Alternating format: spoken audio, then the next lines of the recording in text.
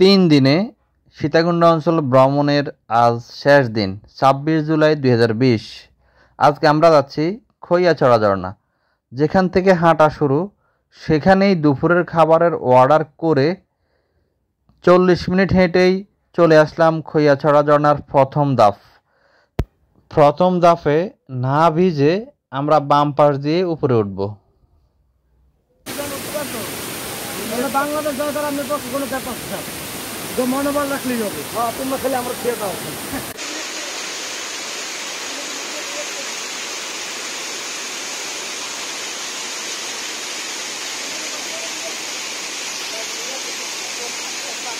এটা দ্বিতীয় ধাপ। তার উপরের অংশটা এমন, পিছন দিকটা খুবই রিস্কি। আর একটু সামনে গিয়ে বসলাম, আমার টুরমিটরাও আসতেছে। হ্যালো গাইস,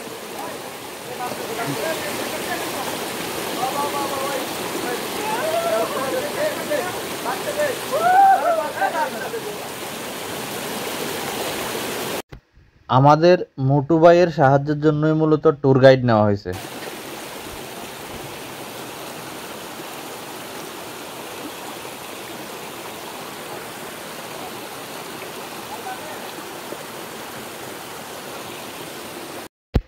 এটা হচ্ছে সামনের দিক, এই দিকেই খৈয়াছড়া ঝর্ণার পরের স্টেপগুলা।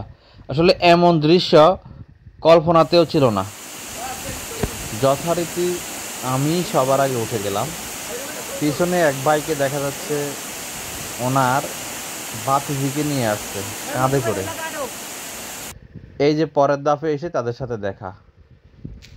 হিসাব করলে এটা হবে 6ষ্ঠ ধাপ। আসলে এখানে ধাপ হিসাব করার জন্য মানুষ আসে না, আসে মূলত শারীরিক মানসিক শান্তি অর্জনের জন্য। এই ঝর্ণা মানেই কিন্তু শান্তি।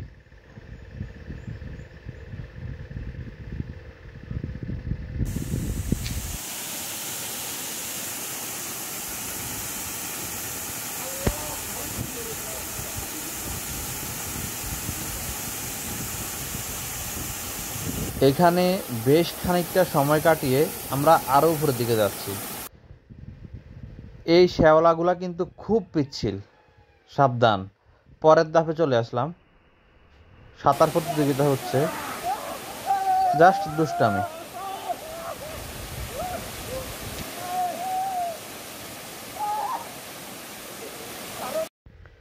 আসলে ঝর্ণা মানেই শারীরিক এবং মানসিক শান্তি।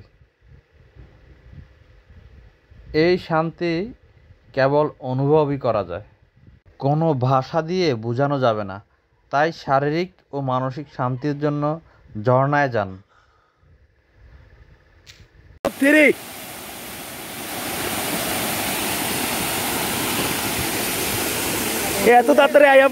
এবার আমরা আরো উপরের দিকে যাব।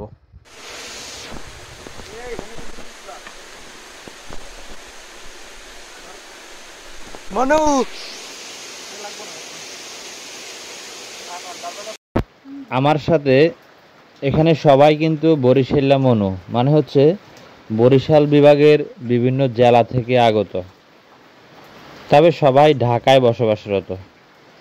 তা আমরা আরও সামনে যাচ্ছি। এখানের জিরি পথটাও কিন্তু অসাধারণ। বসে সামান্য নাস্তা সেরে শেষ ধাপে চলে আসলাম।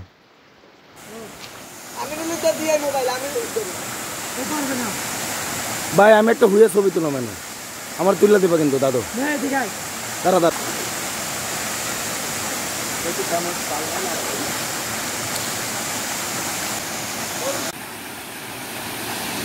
ভিডিও ভিডিও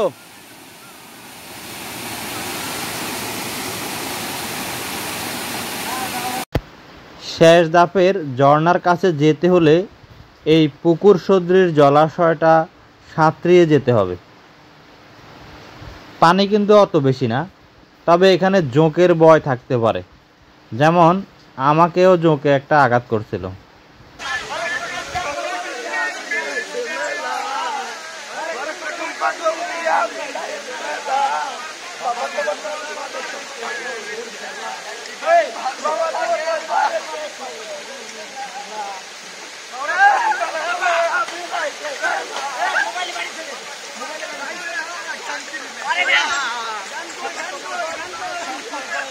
শেষ ধাপের এই পুকুরে কিছুক্ষণ দুষ্টামি ফাইজলামি করে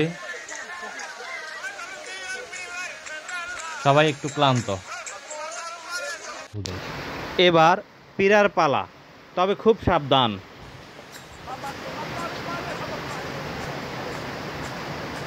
পীরার পথে একটা ঝর্ণার সামনে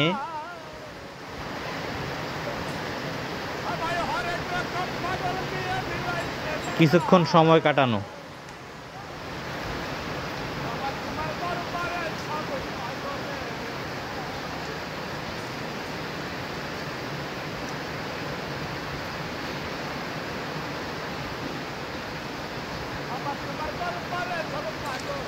পীরার পথে এই ঝর্ণাটা আরও কিছুক্ষণ দেখলাম, কারণ এটা আমার দেখা সবচেয়ে সুন্দর ঝর্ণার একটি।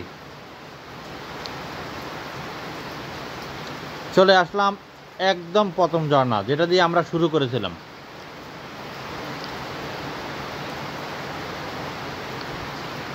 আসলে ঝর্ণা ছেড়ে যেতে ইচ্ছা করছিল না।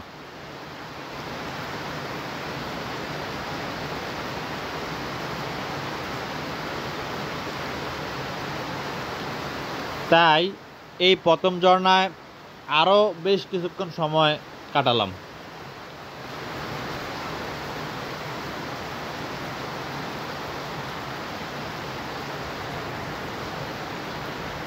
ঝর্ণায় উপরের দিকে উঠতে কিন্তু খুব সাবধান। আমার সাথে ও সামান্য উঠে যখন পা পিছলেছে তখন সে লাফ দিয়ে ফেলছে নিজেকে বাঁচানোর জন্য, তবে লাফ দিতেও সাবধান। সেখান থেকে ফিরে দুপুরের খাবার খেয়ে আমরা যাচ্ছি বাঁশবাড়িয়া। চলে আসলাম বাঁশবাড়িয়া সমুদ্র সৈকত।